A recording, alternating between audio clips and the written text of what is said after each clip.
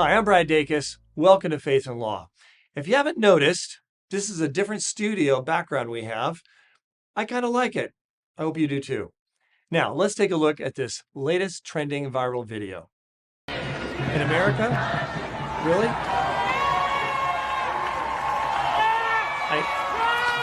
I'm speechless. In the United States of America. Well, folks, this is in New York.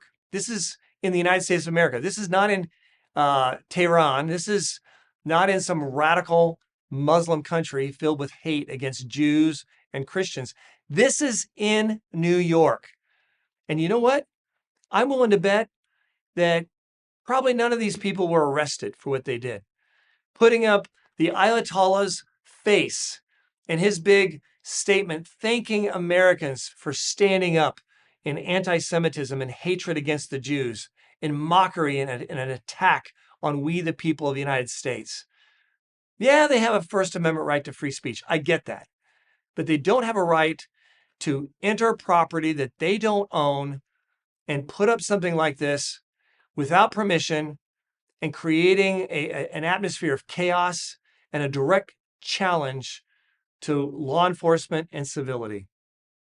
Let's hope we learn from this. And by the way, I'm still waiting to see if the Department of Justice of the Biden-Harris administration is going to do anything about it. Their silence is deafening. When we founded PJI back in 1997, we had no idea how much we're going to be taking on defending religious freedom, defending churches that are shut down by the government. We're working hard to defend individuals with pro-life ministries, to making sure that parents' rights are respected. When public schools are secretly grooming children, our goal is to defend you without charge. We at PJI now have over 220 cases in active litigation. We're also unique in that we have offices all across the country, making sure that no one is left on the side of the road. The battle for our freedoms and liberties has never been more intense than it is right now. So let's get involved. We're here to serve, we're here to help for such a time as this.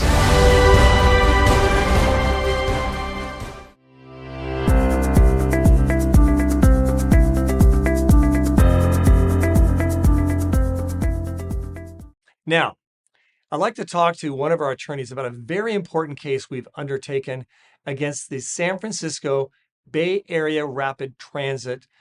This is a very important case because we're representing not just a few dozen people, but hundreds of people who lost their job simply because of their Christian faith and convictions. To help us now look at this in more depth, I'd like to bring on now attorney Janice Laura. Janice, this is a very important case we've taken on. I want you to tell us more about the Bay Area Rapid Transit and what we're undertaking and challenging them at this very important time. Sure, of course. So PJI represents several former employees of BART that were challenging BART's policy of requiring the COVID-19 vaccination as a condition of continued employment. This policy was implemented in the fall of 2021 and then took effect about a few weeks later, mid-December of 2021. All of these employees had requested a religious exemption to BART's new policy. For one group of the employees, their faith was called into question and their request for religious exemption was just outright denied. For another group, BART did find that they met the requirements for a religious exemption, but they determined that it would be an undue hardship if they were to continue to allow these employees to remain in the workforce unvaccinated. So 7 of these plaintiffs went to a jury trial last month in San Francisco in federal court. And after a full jury trial, an 8-person jury was unable to reach a decision as to whether or not BART had violated the rights of these employees. Basically, the jury found that each of the 7 plaintiffs had met the elements for a religious discrimination claim, but were deadlocked 7-1 on whether BART had effectively raised the issue of whether granting an accommodation would have caused an undue hardship. Okay, now I heard that we had a hung jury in this case. Could you explain to the audience what it means to have a hung jury? Sure. So a hung jury is when a jury cannot agree on a verdict, even after extensive deliberation. In federal court, under the rules of federal civil procedure, which again, this case was in federal court in San Francisco, a jury must be unanimous in a civil case and has to be returned by at least a 6-member jury. And here we had an 8-person jury that reached a decision 7-1. So there was one holdout. There could not be a unanimous verdict, so therefore it was deadlocked and a hung jury. Okay, Janice, I'm trying to figure out why these mandates were so strict against these employees. I mean, were there legitimate health and safety concerns here, or was this more a matter of the employer just simply trying to overreach their authority over these employees? Right, right. No, it's a really great question, and it's one that we might never know the answer to just because it's not an element or a requirement in an employment discrimination case. But as you said, we can speculate, we can have an educated guess. One of the things that we want to look at is what was going on nationwide. And one of the things was we did have the OSHA mandate from the Biden-Harris administration, which did require employers of a certain size that did require the mandate, but that was later stricken by the Supreme Court as government overreach. Other things we might want to be looking into was, specifically with BART, well, what were they doing for their passengers?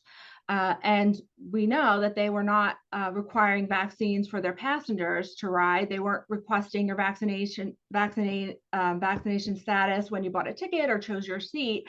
So again, were there other ways that that BART could have been keeping everyone safe, but not with such a heavy hand in terms of firing their employees, whether social distancing, masking, testing, just other types of things that could have been done, again, so that people's liberty and personal privacy weren't being destroyed, basically. And again, I think when you're looking at some of these other cases, I don't think it's a jump to say that some employers took this as an opportunity to fire employees that were older. Maybe their salary was greater, maybe their healthcare costs were greater. They got the older employees off the books and they were able to replace them with employees that with a smaller salary. That's something that I think was occurring and something that, again, we can speculate on. Did they also want to cut down on absenteeism or cut down on hospitalizations? Again, maybe these were justifiable, or maybe these were something that you could consider. But at the end of the day, it has to be applied. You have to stay within the law and apply the law equally and even-handedly. And clearly, the law allows for religious exemptions, except when they cause an undue hardship. Okay, so what's the next step in this case? Well, this case is set to be retried on the issue of whether or not there was an undue burden on BART to keep these employees in the workplace. The issue of whether or not there was a sincere religious belief has been decided by the jury. Again, I had mentioned that that was a decision that was reached, so that is going to remain. But the second issue, the second prong of the legal test, is going to have to go to another jury. And the judge has indicated that he wants to have this be to start next month. So this could be on a fast track to retrial. But it is to be continued, and we will keep you updated on all of the ongoings of this case. Well, Janice, thank you so much for that important update. It's just another reason why people need to be signing up to get our Legal Insider newsletter so they can pray and intercede for cases like this that are in battlefields, spiritual battlegrounds, if you will, that need prayer. These juries, these cases, these judges, they're not devoid of spiritual influence, in my opinion. It's something that we need to be praying about, and we really encourage people to be updated and to be lifting up our attorneys and the judges and the juries involved in these kinds of cases. It's very, very important. Now I'd like to bring on a special guest, Christopher Rudy, who is the CEO of Newsmax. And we at Pacific Justice Institute have a wonderful partnership working with Newsmax. So it's great to have him here on this program. Christopher, you've had a prestigious career in business. I know you've been working with the media for the last 26 years, covering all kinds of different events out there. Tell me, what are the ways in which media is influencing viewers across America? Well, look, it has a big impact. If a 30-second TV commercial can change people's minds and have them spend thousands of dollars on a product or go somewhere or move somewhere or travel across the world, think about what constant drumbeats of media propaganda information can impact a human mind. And what's happened is the media is almost entirely now liberal and or left wing and woke in some cases, and it's having a tremendously negative influence in American politics, American life, American culture. And Newsmax is here and is succeeding in a very hostile environment, and we continue to grow. We're now the fourth highest rated cable news channel. We're a top 10 cable channel when Nielsen says when you look at proportionate viewership. We're reaching 40 million Americans regularly, and Reuters just did a study that said there are 10 top news brands in the United States. 12 of them, and one of them is Newsmax, and we're relatively new. So we owe it to Brad's team and everyone else that is involved with Newsmax that supports the cause that we're doing. Okay, specifically, how is the media engaged in influencing Americans' attitudes about politics, particularly this year? Well, we're seeing that the country has become more left-wing because especially Google and big tech, when you look at the big influence they've had, Google, Facebook, the algorithms, they went out of their way to remove President Trump. I believe it was unconstitutional and illegal what they did, but they've been constricting conservative media. You've seen it, I'm sure, at your institute. We've seen it in conservative media. We've seen it at Newsmax. These guys are monopolistic. They are censors, and it's a real threat. And then you have these liberal news media monitor groups like NewsGuard that are effectively trying to cut off any advertising for conservative media online and radio, et cetera. It's a grave danger. Elon Musk just filed a lawsuit with his X group against GARM, which is an international group trying to limit conservative advertising. So it's a real serious threat, and I think we need to band together. And Newsmax, I think, has been one of the places people are going to support the truth. Okay, Christopher, so what is the advantage of having an informed public? Well, I would argue that they're so afraid of an informed America, they're going to great lengths to control and close down conservative media. And the power and the impact your group can have on others, these podcasts, Newsmax does. We're publishing on every level. We have a broadcast cable TV, which is available on most cable channels. Just look us up. We're on a streaming systems, Roku and Samsung and Pluto and all of those. We have a streaming service, Newsmax Plus. We have a website, newsmax.com. We even have a magazine, Newsmax Magazine. We're reaching 40 million Americans to inform people, and I think it's having a tremendous impact. Look, Donald Trump would not be the leading Republican, leading presidential candidate right now if it wasn't for media like ours, which was not necessarily supporting him, but we're giving his side of the story. And the public, I always believe, when they have a choice, they'll always usually go for the conservative choice. I know we've seen a lot of shifts in the media over the last 20 years. In your opinion, where is it heading in the future? What could we expect moving forward? Well, I think it's still going on the internet. It's going into apps. I'm not sure what the impact of artificial intelligence would be. We just recently announced that we're going to be going public, that Newsmax is going to be a public company. We're going to go IPO later this year, subject to government approvals. We felt that, the way that we can really impact that media landscape you talked about was by becoming a public company and partnering with hundreds of thousands of Americans. And news about us going public made the Wall Street Journal, Yahoo Finance, many other media, Market Watch, media organizations.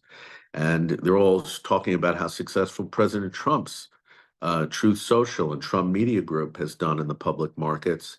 We think with Newsmax's tremendous record, we've had incredible revenue growth. We were the only Nielsen-rated media cable channel to be up on all day parts last year. We're continuing to see those rise in audience. And I might add that people that are interested in joining with us, both later for the IPO if it's approved, but also for the pre-IPO shares that we're offering early to accredited investors, they can go to newsmaxinvest.com. It's a website we created for really easy access to the Newsmax information. Again, it's newsmaxinvest.com. So looking forward, how do you think these future changes are going to impact people with regards to politics and their perception of politicians? I think this is the most critical election in our lifetime, and it's going to really decide the future of America. And the press is going, look at the attacks on J.D. Vance and how they treated him. And then Governor Walz comes out, and he has a terrible record, radical politics, and he's getting a cakewalk from the media. So it's what we're up against, but I think the next 90 days are critically important. I hope people are going to newsmax.com and looking at our cable channel, because we're covering stories that like no one else is covering. And I think it's extremely important for instance, the gun issue. And the Democrats have a radical gun confiscation policy. On the life issue, they have a radical abortion on demand policy. And you're not going to get the views and Fox News was good for a long time, but it's changing. It's becoming more liberal on a lot of things, and it doesn't like Donald Trump. They made that public. They fired Tucker Carlson. Dan Bongino's gone. So I think Newsmax is the place to go, and I would encourage people to tune in. And I think again, the election, share the word, share the information you're getting, and continue to be a supporter.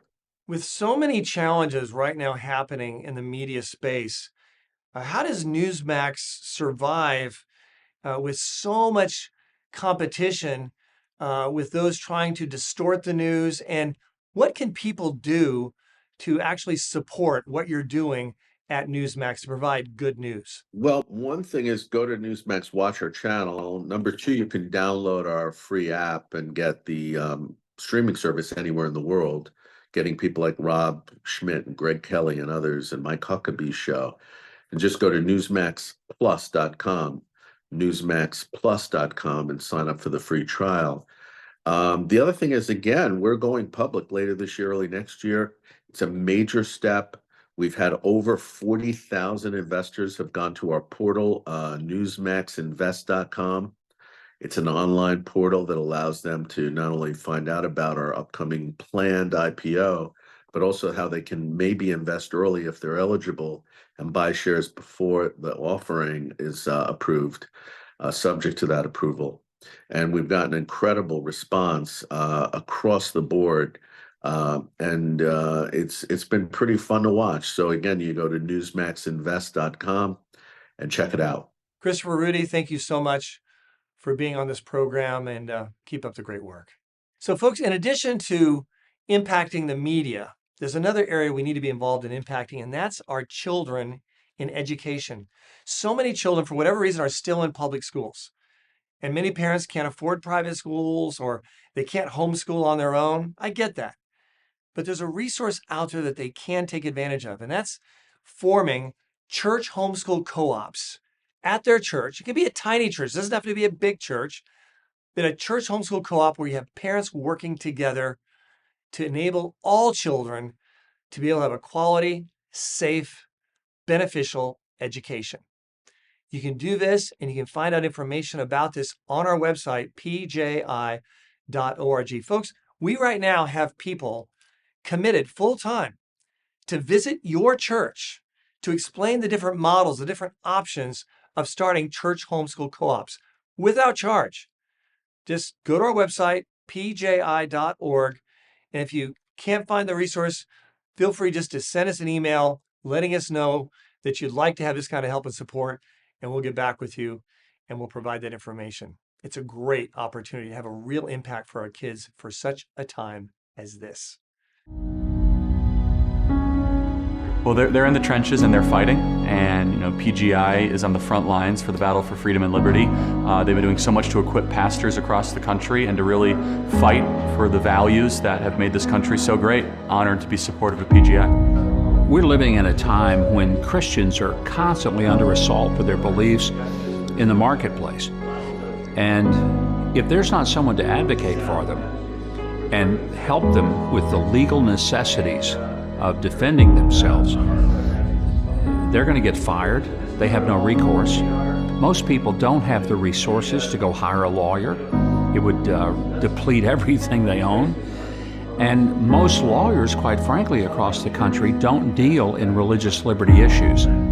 Well, we're living in some very difficult days in America where basic freedoms and especially religious liberty is under attack. And that's one of the reasons why Pacific Justice Institute is so vitally important to the future of this nation.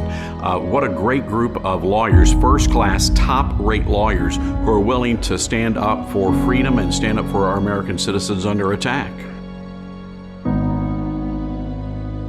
Yeah, they can support, they can follow, they can pray. We need more organizations like PJI, and I could tell you that being in the front lines, there's not enough people that are actually in the trenches doing the difficult but tough work, and that's exactly why this organization is so critical. One of the most incredible things about Pacific Justice Institute is that they do pro bono work. And what does that mean? Well, it means the rest of us have a responsibility. We've got to stand up and provide financial incentives and financial opportunities for these attorneys to get out there and do the fighting. And that's one of the reasons why we have Pacific Justice Institute attorneys on my national radio show, because we want to let people know, hey, there's a need here. These folks are doing very important work, and they're doing very important, successful work as well. And that's why they need our support. When a Christian is targeted for his or her beliefs, it affects every believer in America. This idea that, well, it didn't happen to me. Well, you're next. And when Pacific Justice Institute takes on a case, it's not just that one individual that they really are representing, because a legal precedent may be established from that will protect 1 million believers who could be in the same position for the exact same issue.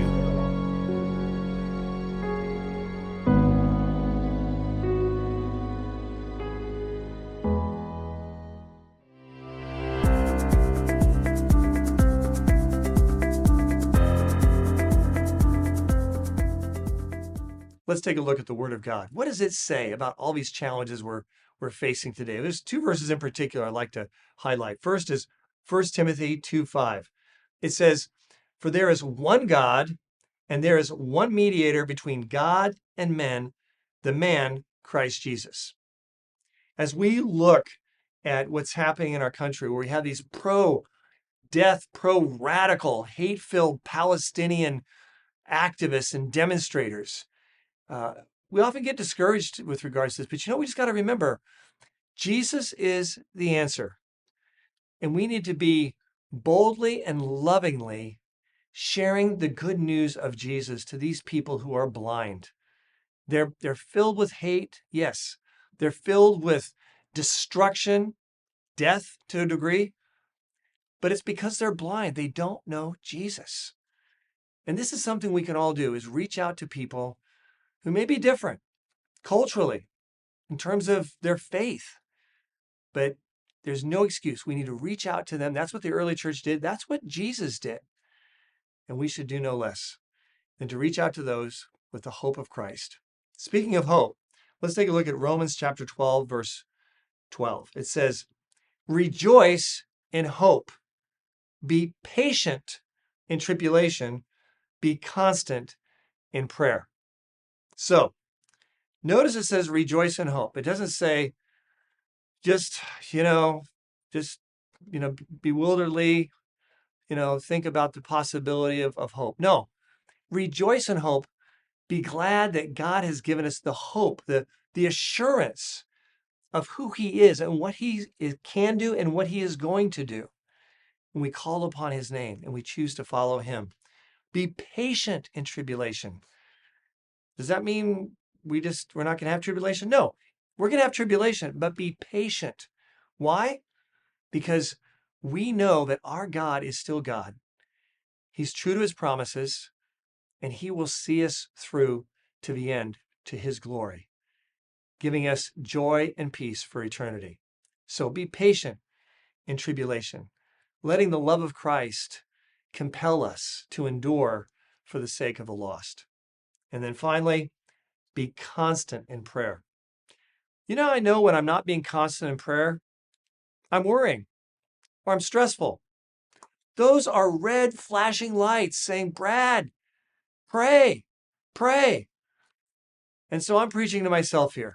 There's times, I can assure you, my wife will tell you, there's times when I should be praying and instead I'm worrying, I'm stressful. So this is something to all of us. Let's remember, be constant in prayer.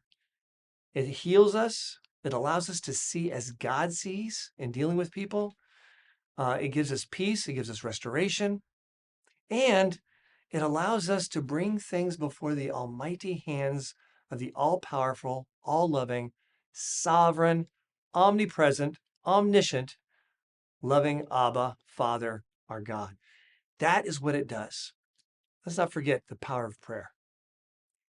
We're going to have a lot of challenges we're facing in our nation today, no doubt. But folks, remember this. No matter how great the challenge, no matter how great the struggle, always, always keep the faith.